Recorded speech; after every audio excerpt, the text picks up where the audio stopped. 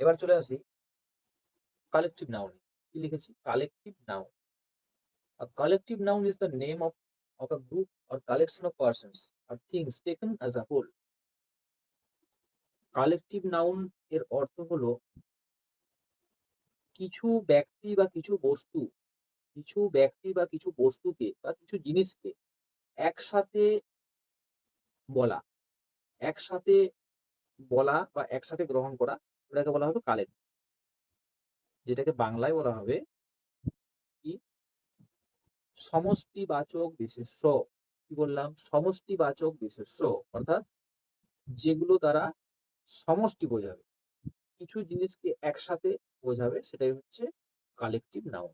ধরো আমি একটা উদাহরণ দিচ্ছি,